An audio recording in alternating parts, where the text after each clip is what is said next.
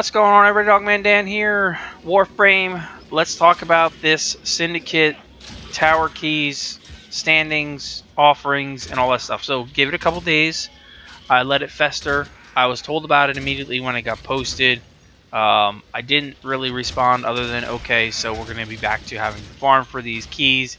And the response back to that was asking me for a little more detail basically about that and how I really felt about it. And I'm like, I really don't have too much time to talk about it or think about it because work had just started again and things were busy at work and everything, and some real life issues going on. So I let it go, and I've spent, I guess, 2 days now reading all the comments and all the people on the forums. Obviously the videos now that are out there of people bitching and complaining and whining and everything else.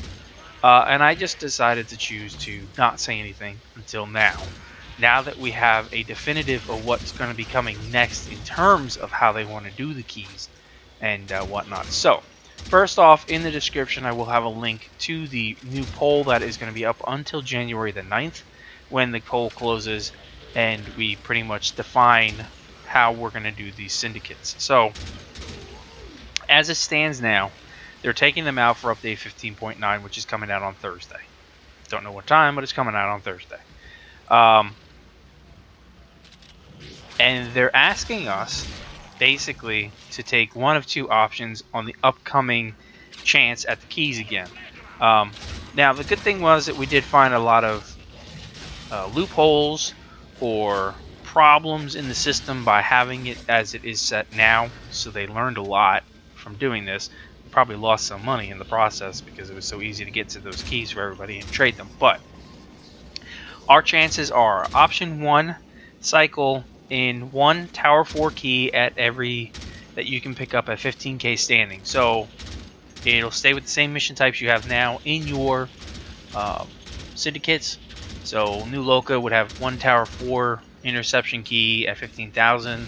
Red Veil 1 tower 4 exterminate key at 15,000.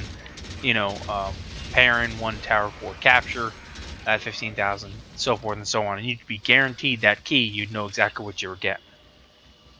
Option 2 is to cycle 3 random keys from all the void keys. Okay, all void keys with a guaranteed tier 3 or tier 4 for 25k standing, and that would include sabotage keys as well as in the random option. I'm okay with it that way, and based on the voting at almost 90% of people choosing option number 2, I think that's probably the way we're going to end up going. Now, there's a couple things that could be said here. You've got a definitive at this point between low-level players to higher-level players, longer playing players, veterans, if you will, because now you're 25k standing. So if you're a low-level player, it may take you a couple days to actually reach the 25k level to actually get keys. Not a bad thing. You're now making a definitive option in between, say, some sort of end game position or high level position, right? Excuse me. But at the same time, what I said in the post, I think I'm on page 18, is real simple. So with that, I have no problem with the random option. However, in the guaranteed spot of the tier 3 or tier 4, it needs to be even. So we've got 5 missions, that means 10 keys total. Each key needs to have a 10% drop chance or random chance, alright? That's the only way to make this work. If that one key is not a 10% random drop, and we all know how to calculate. I don't know how to calculate so well, but many others know how to calculate. It's going to be easy for us to find out if RNG Genius takes over here.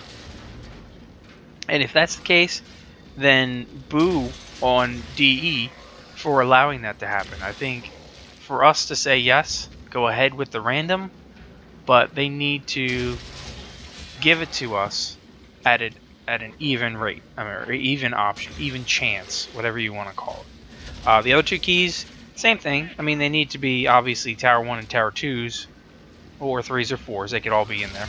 But they all need to have the same percent chance of dropping, not sit the sabotage keys at a 0.1% and everything else at, let's say, just hypothetically, 0.80% or 80% chance on this and a 0.01% chance on the sabotage keys, because that's just not fair.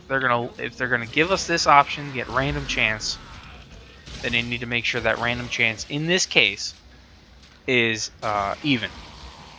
In terms of prime parts and that type of stuff, I don't think we can fix that RNG at this point that way. And that's not entirely great, but it's not entirely an issue. In this case here, with the Tower 4 keys, yeah, it has to be an even setup. You can't just give us that type of randomness and be like, we are still going to control the RNG inside of these keys as well. Because that's just not going to, it's not going to sit well with anybody. I really don't care what level you're at. It's going to quickly be noted, and it's not going to sit well with anyone. And quite frankly, it could pretty much doom the game if you do it wrong real quick. So, that's my thoughts. Please feel free to leave comments below. Also, check out that post. Make sure you get your information over there. Leave your thoughts over there as well. I'm curious what everybody's thinking. Otherwise, I'll catch you guys in the next episode. Thanks for watching. We'll see you soon.